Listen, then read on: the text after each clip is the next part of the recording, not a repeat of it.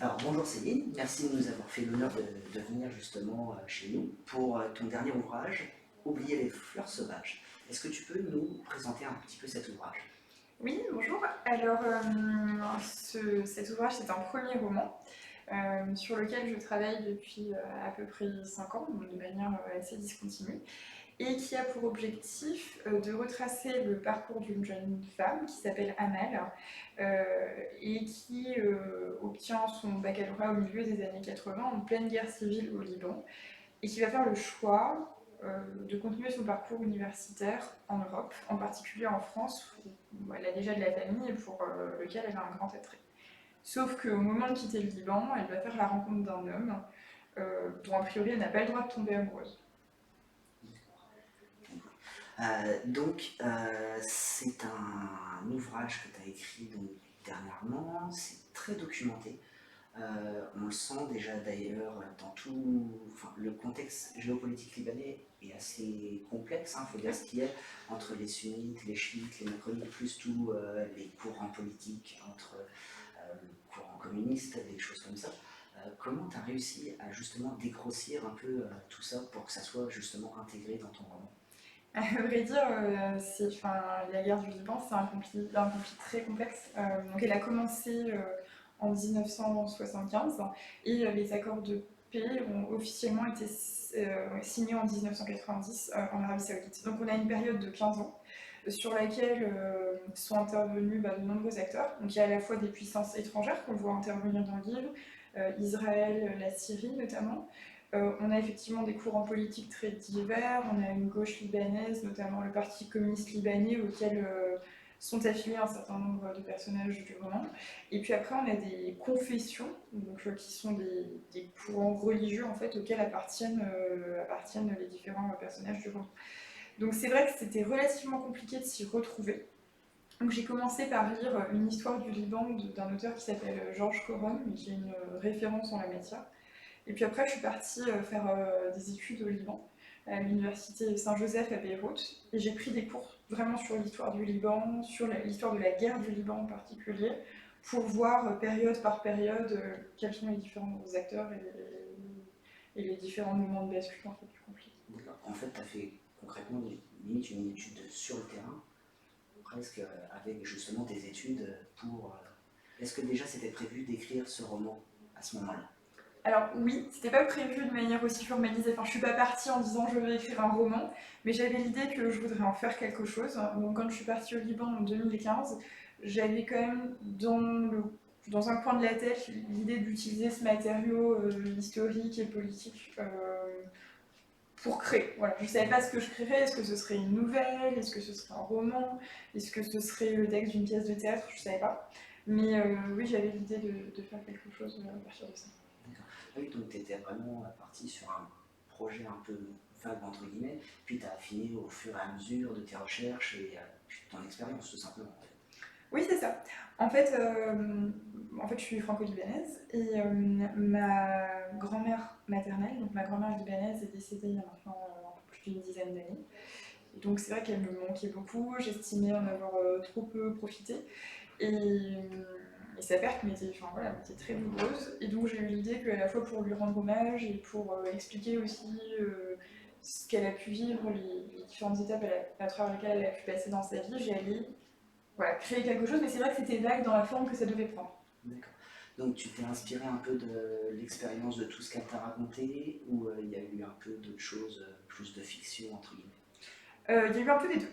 Il y a En eu des fait, il y a eu des souvenirs des discussions que j'ai pu avoir avec ma grand-mère, mais après, il y a eu beaucoup d'échanges avec ma mère, notamment, avec mes oncles et tantes, avec des amis au Liban, et avec des gens que j'ai rencontrés sur place lorsque j'y suis retournée. Donc, j'avais un peu plus d'une vingtaine d'années, et voilà, donc je questionnais les uns et les autres lorsqu'ils voulaient bien en parler sur leur expérience de guerre, parce que c'est un sujet qui est devenu largement tabou en fait pour beaucoup. C'est tellement douloureux que pour beaucoup, j'ai l'impression qu'il y a une volonté de faire table rase et de ne plus parler de cette période. Et c'est vrai que comme d'ailleurs du tabou, on en parle assez souvent en fait dedans. Par exemple, la condition de la femme, on va dire Amel subit un peu, par exemple, son premier patron. Et là, il y a vraiment beaucoup de tabous. Soit elle révèle et en gros, elle a plus de chances que ce soit elle qui passe un peu pour la méchante que plutôt son patron. Absolument. Donc, au début du roman, l'héroïne, Amel, effectivement travaille pour un couturier, c'est un job d'été hein, finalement qu'elle fait. Et c'est vrai que ce monsieur est extrêmement insistant vis-à-vis d'elle, il lui fait des avances à plusieurs reprises qui ne l'intéressent pas du tout. Et l'ennui, c'est elle est gênée de trouver un moyen en fait, de le repousser parce qu'elle craint d'être victime de diffamation si jamais elle le fait trop violemment. Et surtout qu'il y ait une sorte de retournement de la honte et que ce soit elle qui soit accusée de l'avoir provoqué et d'avoir jeté la honte sur la famille. Mais c'est vrai que la société libanaise, encore aujourd'hui, c'est une société qui est assez traditionnelle dans la façon dont elle perçoit les rapports entre les hommes et les femmes. Et il faut dire que souvent, quand il y a des difficultés en matière de relations entre les sexes, c'est souvent sur la femme que ça retombe. D'accord. Et est-ce que tu as vu une évolution par rapport au récit de ta grand-mère, justement, et à l'époque actuelle, un petit peu, où c'est vraiment encore bien ancré au... Je sais pas. Je dirais qu'à l'époque de ma grand-mère, ma grand-mère est née dans les années 20, à une époque où il n'y avait même pas encore vraiment de Liban, ou alors le Liban venait d'être créé, mais c'était encore à 2000 la Syrie. Elle-même c'était une paysanne. Voilà, donc elle a vécu en plus dans une famille assez pieuse, musulmane assez pieuse, dans laquelle on l'a poussée à se marier très jeune. Donc c'est certain que là, on était dans une forme assez extrême de non-ménagement des femmes. Aujourd'hui, c'est moins le cas, beaucoup moins. Je veux dire, les femmes libanaises sont instruites, elles font des études, elles sont professeurs d'université, il n'y a pas de difficulté. En revanche, là, dans le gouvernement qui vient d'être nommé, par exemple, on a une femme sur l'ensemble du Conseil des ministres. Ouais, donc elles ont encore leur place à conquérir. Il y a encore un peu de chemin. Mais c'est vrai que, comme tu dis, justement, là, tu l'as bien retranscrit dans ton roman, le fait aussi que la famille se dévoue beaucoup pour le personnage principal et a envie que, justement, sa fille s'en sorte et ne reste pas, justement, au Liban et ait une vie meilleure, tout simplement. Et cette retranscription-là est assez bien, mais justement, on peut faire le parallèle avec ce qui se passe actuellement. Eh bien, ouais, justement, j'ai voulu que les personnages des parents d'Amel aient cette spécificité-là qui consiste à presque se sacrifier eux-mêmes, hein, quelque part, parce qu'ils le disent, beaucoup de familles modestes ont fait le choix de faire travailler leurs enfants parce que pendant la guerre, on était dans un contexte socio-économique très difficile. Et en fait, ils y ont renoncé en se disant on ne veut pas que notre fille, on ne veut pas que nos enfants aient la vie que nous avons eue, et on veut lui donner toutes ses chances. Mais justement, alors, il donne tout pour Amal, et j'ai l'impression que justement les autres enfants sont un petit peu effacés derrière. Est-ce que c'est justement voulu, ou pour mettre plus Amal sur le devant de la scène ou, Oui, en fait, ouais, j'ai imaginé que quelque part, Amal, c'était l'enfant chéri. Alors, je ne sais pas si c'est le cas dans toutes les familles nombreuses, mais en tout cas, il y a autour de cette jeune femme quelque chose qui relève presque de l'enfant prodige. Ses parents l'adorent, ses frères et sœurs aussi. Et ce que j'ai voulu dire, c'est qu'à la fois, c'est une grande chance pour elle, parce qu'elle bénéficie justement de cette possibilité d'étudier, euh, de s'en remettre à elle aussi, et à la fois, ça pèse énormément. D'ailleurs, dans tout le livre, elle vit dans une culpabilité, un tiraillement permanent, et parce que tout ça, ça lui donne une grosse responsabilité. En fait.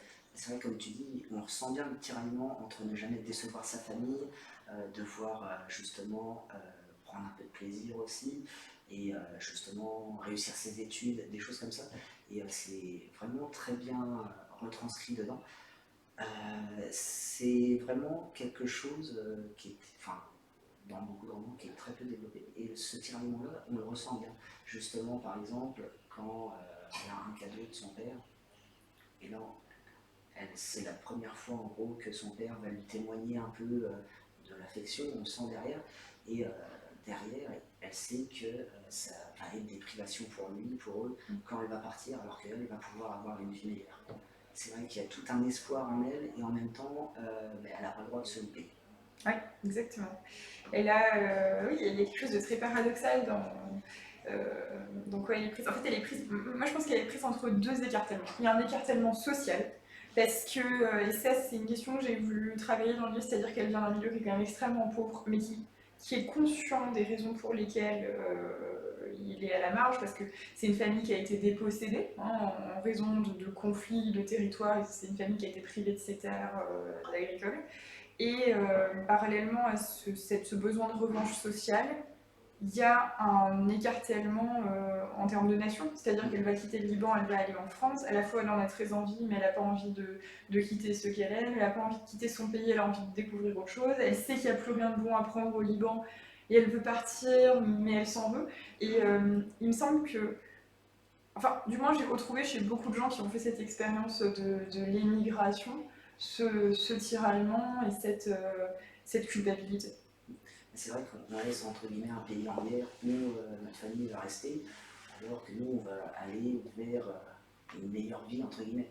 Et justement, c'est un peu ce que ses parents veulent pour leur fille, alors que ses frères vont devoir rester quoi, derrière. Oui, exactement. Enfin, ses frères et sœurs, effectivement, vont rester. Et puis, pour moi, pour les parents, il y a l'idée que. Il y a un peu l'idée de sauve-toi si tu peux. Enfin, c'est vrai que même à un moment donné, même sa mère, moi j'ai eu l'impression qu'elle le disait, mais sans le dire. Elle a une conversation justement par rapport au mari, et dedans on retranscrit bien que elle, si elle avait eu la chance de pouvoir partir et d'avoir une autre vie, elle l'aurait fait. Bien sûr, bien sûr. A priori, la mère d'Amal, qui s'appelle Diba, elle a vraiment l'assise un peu de la dame patronesse, c'est-à-dire c'est la bonne mère de famille, elle a 7 enfants qu'elle a élevés, voilà. Et il n'y a qu'un seul moment où cette image se craquelle un peu, c'est le moment où elle découvre que sa fille a effectivement une relation avec un homme qui, pour tout un tas de raisons, ne peut pas être sien. Et elle lui dit, bah voilà, moi, j'ai pas le choix. Toi, tu l'as. Alors je t'en prie, quelque part, rattrape ce que je ne suis pas parvenue.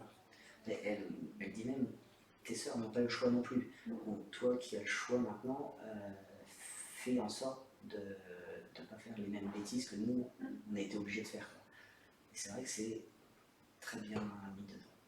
Bah moi c'était un peu cette question-là que j'avais envie de travailler, la question du déterminisme, en fait. Que ce soit à la fois un déterminisme social, mais un déterminisme confessionnel, puisqu'elle est née dans une famille de confession musulmane sunnite, et ça c'est quelque chose qu'elle portera toujours. Elle sera toujours musulmane sunnite, quoi qu'elle en pense et quoi qu'elle veuille en faire, même si elle n'est pas pratiquante, et même si on comprend bien qu'elle n'est pas très croyante non plus. Et pourtant voilà, et elle est aussi déterminée parce que c'est une femme, et elle a beau... Ce que j'ai trouvé en fait, ce que je voulais montrer dans le personnage d'Amel, c'est qu'elle voulait à la fois s'émanciper, elle était à la fois extrêmement libre et en même temps elle est toujours rattrapée par ses prédispositions, ses données en fait face auxquelles elle a beau se révolter. On peut noter aussi que dernièrement tu as été nominée au prix France Liban. Oui. Pour cette année. Comment tu le vis ça? En plus pour un premier roman, ce qui est assez rare justement d'être nominé pour des grands prix comme ça. Alors évidemment j'ai été très touchée et surtout j'ai appris cette semaine que le roman était finaliste du prix.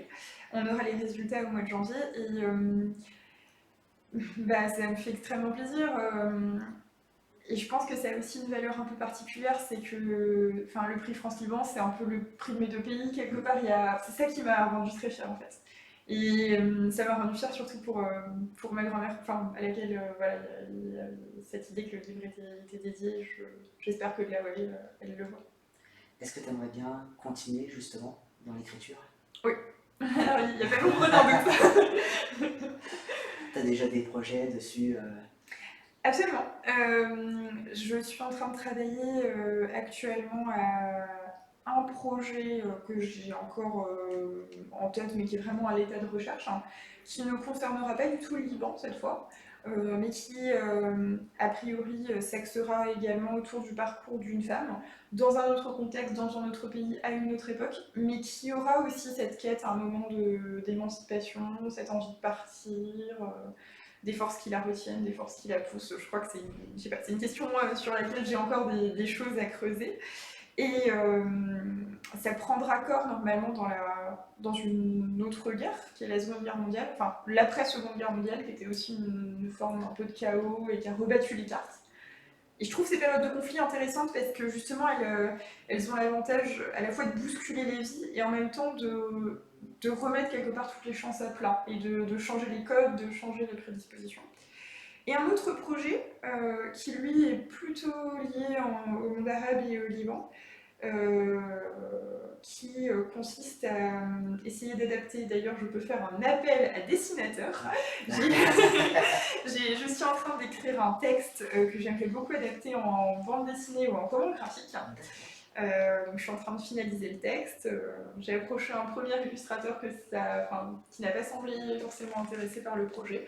Donc si l'un d'entre vous a des talents de dessin que je n'ai pas et a le goût d'écrire de dessiner une bande dessinée, qu'il n'hésite pas à me faire signe. D'accord. Ben voilà, vous nous contactez et nous on retransmet ou vous contactez directement Céline. Voilà, avec grand plaisir. Et bien encore merci pour cette intervention. Et donc, qu'est-ce que tu voudrais me dire en plus sur ton roman Oublier les fleurs sauvages? Oui, il y a peut-être une seule chose que j'aimerais ajouter sur ce livre, c'est que Oublier les fleurs sauvages, c'est écrit à l'infinitif, et c'est à la fois une injonction, il faut oublier les fleurs sauvages, les fleurs de son enfance pour pouvoir continuer à avancer. Et pour moi, c'est aussi un peu le son d'un regret, quoi. J'ai oublié, ou je suis en train d'oublier ces fleurs sauvages, et c'est peut-être une invitation paradoxalement à ne pas oublier ni ce qu'on est, ni ce d'où l'on vient. Voilà. On a un peu cette double idée. Eh bien encore merci. Merci beaucoup, merci à Plume et Pull de m'avoir reçu, et puis au plaisir. Merci. Merci. Au revoir. Au revoir.